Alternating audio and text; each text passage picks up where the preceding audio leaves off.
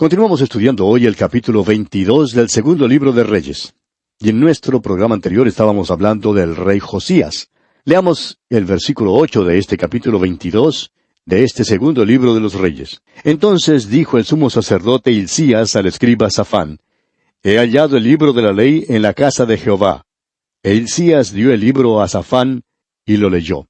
Es cosa terrible cuando la Biblia se pierde en la iglesia. Pero eso fue precisamente lo que sucedió con los hijos de Israel. Perdieron su Biblia en la iglesia. Pero ahora por fin la encontraron. Y allí es donde la Biblia se ha perdido también en el día de hoy. La palabra de Dios es lo único que tenemos como arma, amigo oyente. Es la palabra de Dios la que es viva y eficaz y más cortante que toda espada de dos filos. No hay ningún camino corto, ninguna ruta cómoda, ningún método nuevo para el reavivamiento. Han salido hoy muchos libros sobre la experiencia cristiana, y muchos de estos libros son absolutamente muertos. ¿Cuál es el problema? El problema, amigo oyente, es que presentan un método, en lugar de presentar la palabra de Dios. Parece como si nadie dijere, vamos a volvernos a la palabra de Dios. Amigo oyente, no necesitamos muchos libros, necesitamos la Biblia, no necesitamos el libro del mes, necesitamos el libro de las edades. ¿Cuántas iglesias hoy en esta tierra en verdad se apoyan en la palabra de Dios y la predican? Todavía hay muchos pastores fieles. Sin embargo, hay muchos que se han desviado de la fe, han perdido la Biblia en la iglesia. ¿Recuerda usted el caso de José y María, los padres de Jesús? Cuando él era niño, sus padres terrenales lo perdieron en el templo. Pues créalo, amigo oyente, que tanto Jesús como la Biblia se han perdido en la iglesia hoy en día. Hilcías, el sumo sacerdote, encontró la palabra de Dios. Ahora, ¿la encontró acaso en la basura que se había acumulado? No, amigo oyente, la encontró en el templo, se había perdido dentro del templo. Y la Biblia, amigo oyente, tiene que ser el principio de un reavivamiento. En cierta ocasión se encontraron dos pastores, uno joven y otro más anciano. El joven estaba haciendo algunas preguntas al anciano en cuanto a su método de estudio. En la conversación el anciano se dio cuenta que el joven había leído todos sus libros más nuevos y modernos, y el joven preguntó al otro pastor si había dejado de leer nuevos libros. Y el pastor respondió que la mayoría de los libros modernos no le interesaban porque su objetivo principal era el de presentar un método. Y entonces el joven le dijo, bueno, ¿y entonces qué lee usted? El anciano pastor respondió, leo la Biblia. Y luego le preguntó directamente, ¿cuánto tiempo pasa usted en la semana en la palabra de Dios? Y la respuesta de este joven pastor fue asombrosa. Pasaba menos de 1 hora cada semana estudiando la palabra de Dios. Ahora el joven ya había contado sus problemas y por esa razón el anciano pudo ofrecerle una solución. Y le dijo que lo que él necesitaba era pasar más tiempo en el estudio de la palabra de Dios. Y amigo oyente, esta misma fórmula se aplica a todos y cada uno de nosotros hoy en día. Bien, continuemos la lectura ahora y leamos los versículos 9 y 10 de este capítulo 22 del segundo libro de los Reyes. Viniendo luego el escriba Safán al rey, dio cuenta al rey y dijo, tus siervos han recogido el dinero que se halló en el templo y lo han entregado en poder de los que hacen la obra, que tienen a su cargo el arreglo de la casa de Jehová. Asimismo el escriba Safán declaró al rey diciendo, el sacerdote Hilcías me ha dado un libro. Y lo leyó Safán delante del rey. Ahora lo que Safán leyó después que Hilcías le dio el libro, debe haber sido lo que él leyó al rey. Al parecer, Safán e Hilcías deseaban reformas más completas. Leamos aquí el versículo 11. Y cuando el rey hubo oído las palabras del libro de la ley, rasgó sus vestidos. La lectura de la palabra de Dios trajo arrepentimiento, amigo oyente.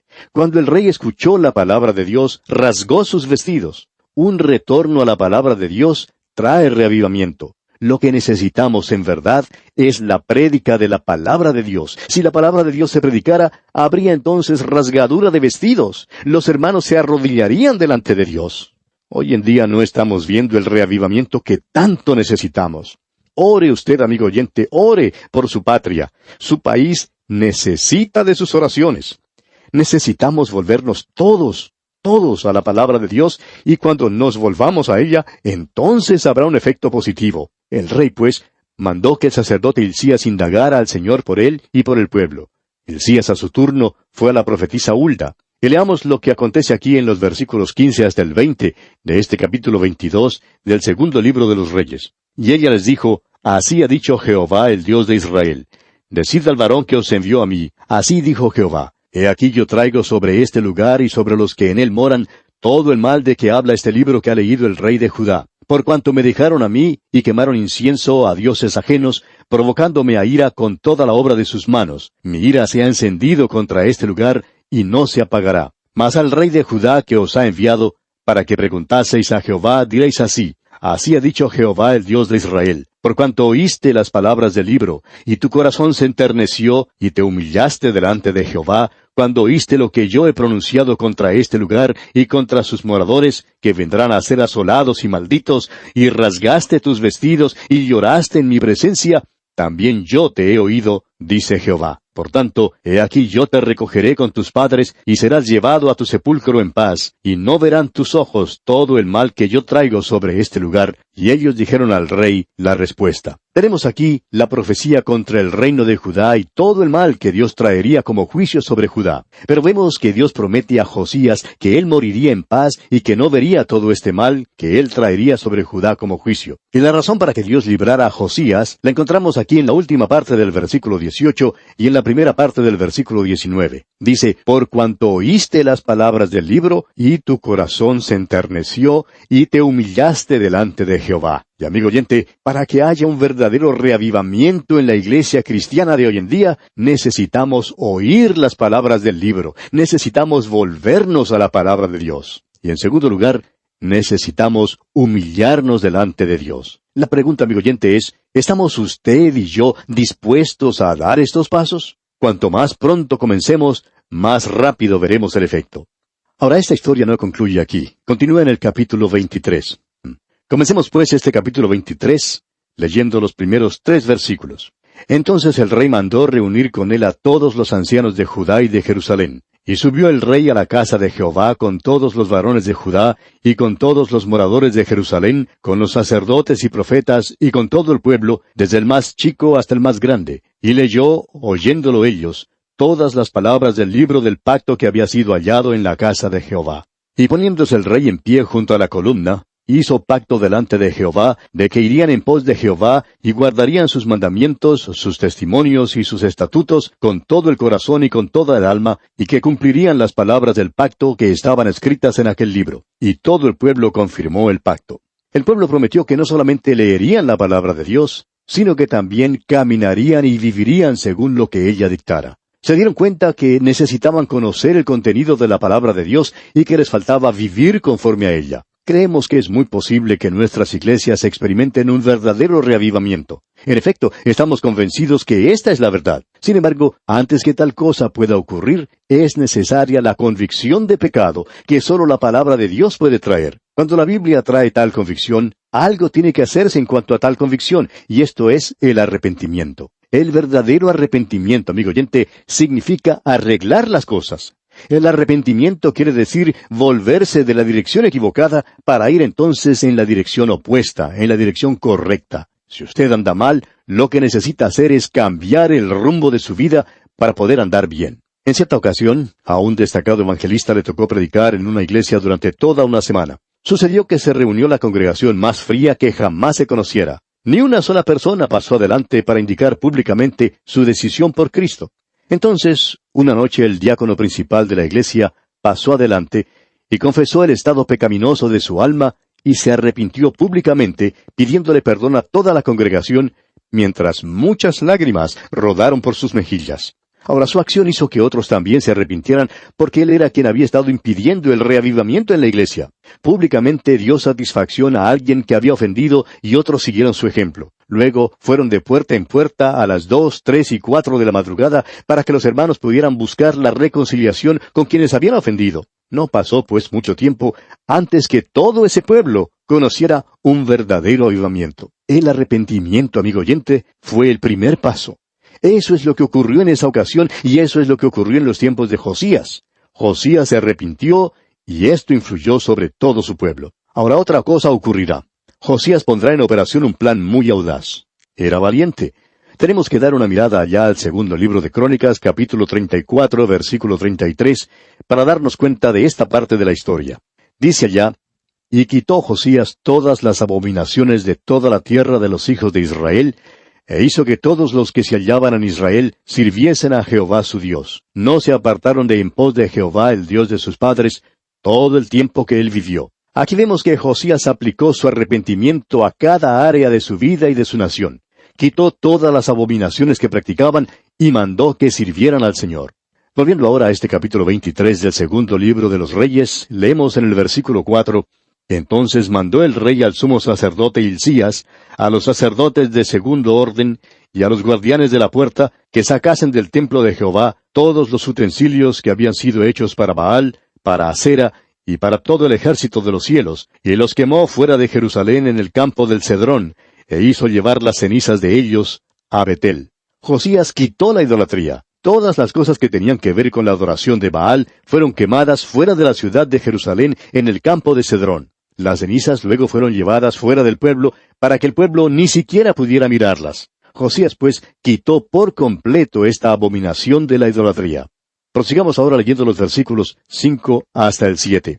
«Y quitó a los sacerdotes idólatras que habían puesto los reyes de Judá para que quemasen incienso en los lugares altos en las ciudades de Judá y en los alrededores de Jerusalén, y asimismo a los que quemaban incienso a Baal, al sol y a la luna y a los signos del zodíaco y a todo el ejército de los cielos.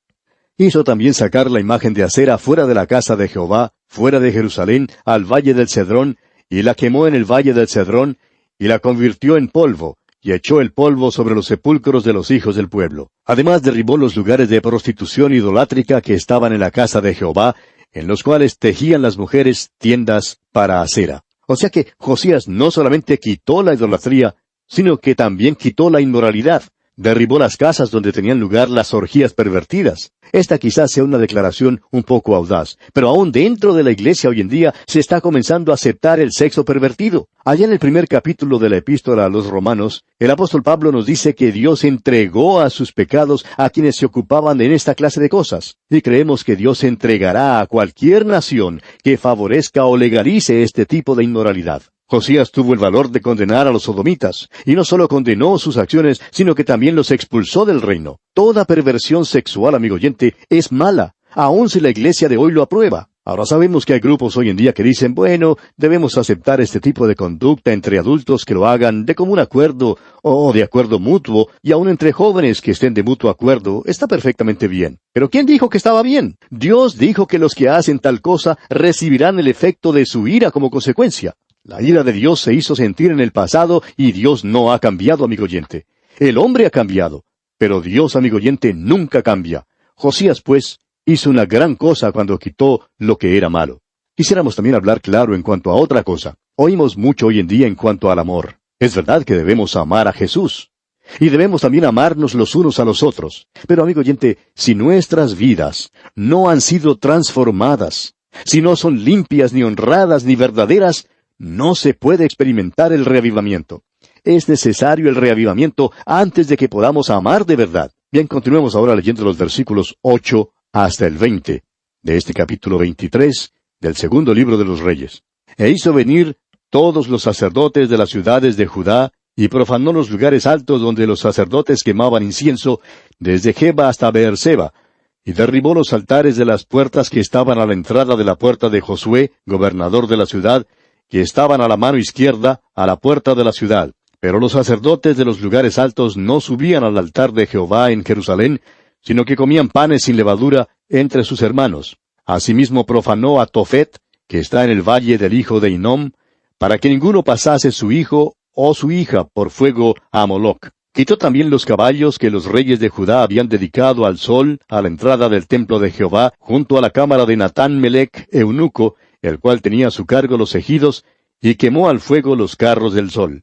Derribó además el rey los altares que estaban sobre la azotea de la sala de Acaz, que los reyes de Judá habían hecho, y los altares que había hecho Manasés en los dos atrios de la casa de Jehová.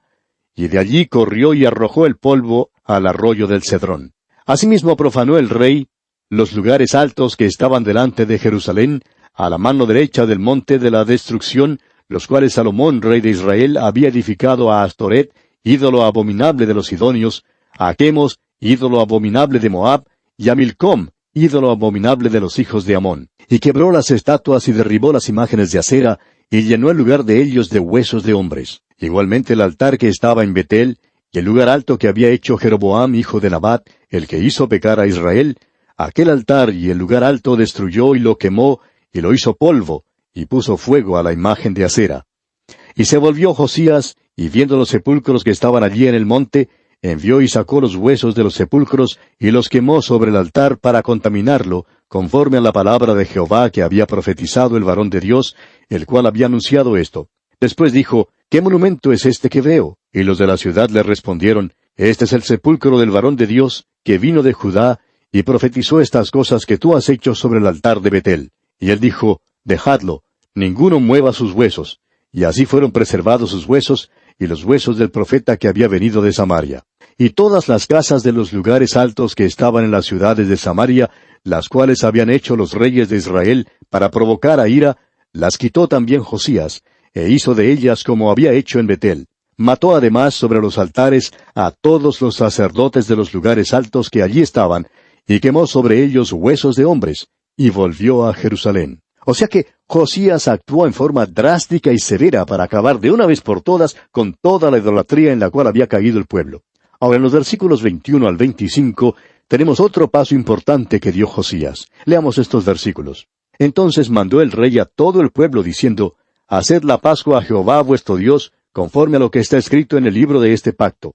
No había sido hecha tal Pascua desde los tiempos en que los jueces gobernaban a Israel, ni en todos los tiempos de los reyes de Israel y de los reyes de Judá. A los 18 años del rey Josías fue hecha aquella Pascua a Jehová en Jerusalén. Asimismo barrió Josías a los encantadores, adivinos y terafines y todas las abominaciones que se veían en la tierra de Judá y en Jerusalén, para cumplir las palabras de la ley que estaban escritas en el libro que el sacerdote Hilcías había hallado en la casa de Jehová. No hubo otro rey antes de él que se convirtiese a Jehová de todo su corazón, de toda su alma y de todas sus fuerzas, conforme a toda la ley de Moisés. Ni después de él nació otro igual. La celebración de la Pascua era una cosa maravillosa, pero no la habían celebrado por mucho tiempo. El pueblo la había pasado por alto. Ahora, ¿qué significa la Pascua? La Pascua era un símbolo de Cristo, pero el pueblo se había olvidado de él. Pero ahora, una vez más, le están recordando. El apóstol Pablo dijo que Cristo, nuestra Pascua, es un sacrificio por nosotros. Hoy en día tratamos de tener una religión, pero sin Cristo. La deidad de Cristo es ridiculizada en muchos seminarios y púlpitos. El mérito de la muerte de Cristo es rechazado y menospreciado. La eficacia de la sangre de Cristo es recibida con gritos de irrisión. Aún los que predican se burlan de ella. Pero, amigo oyente, lo único que puede salvarnos es un reavivamiento, repetimos. Ahora quizás usted pregunte, ¿podremos tener un reavivamiento nosotros? Creemos que sí podemos tenerlo. La pleamar de gran bendición tuvo lugar en el siglo XVI y fue comenzada por reformistas como Martín Lutero, Juan Calvino y Zwinglio. Wycliffe y Juan Knox eran reformistas en los siglos XIV y XV, aún antes de la Reforma.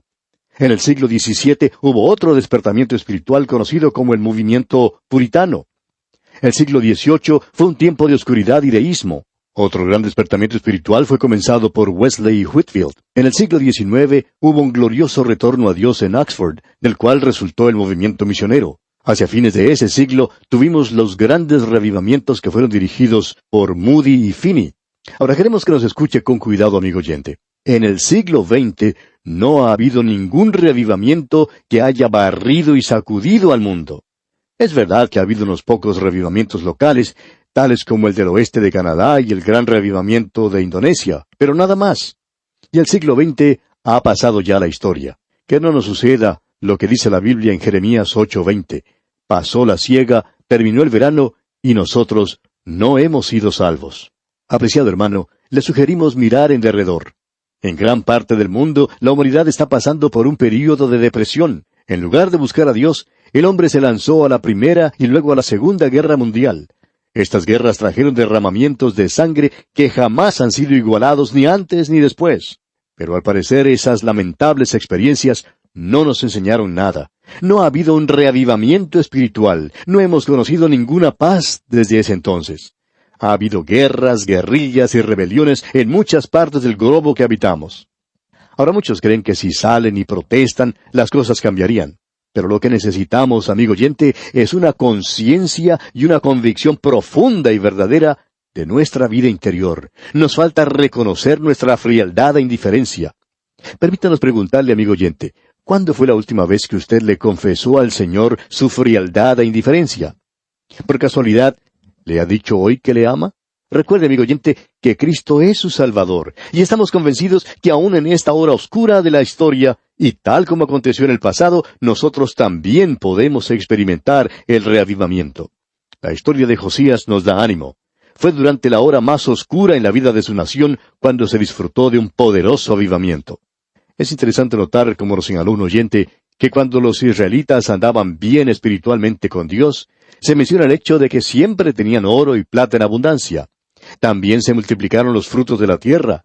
Quizá el motivo por el cual muchas naciones no puedan resolver sus problemas financieros se deba a que no están empleando los medios que deben emplear para arreglar las cosas. Pudiera ser que sus mayores problemas, después de todo, sean de índole espiritual. Y aquí vamos a detenernos por hoy, amigo oyente, porque nuestro tiempo ha concluido por esta ocasión. Continuaremos, Dios mediante, en nuestro próximo programa. Contamos, como siempre, con su fiel sintonía. Será pues hasta entonces, amigo oyente, que las bendiciones incontables del Señor le acompañen ahora y siempre.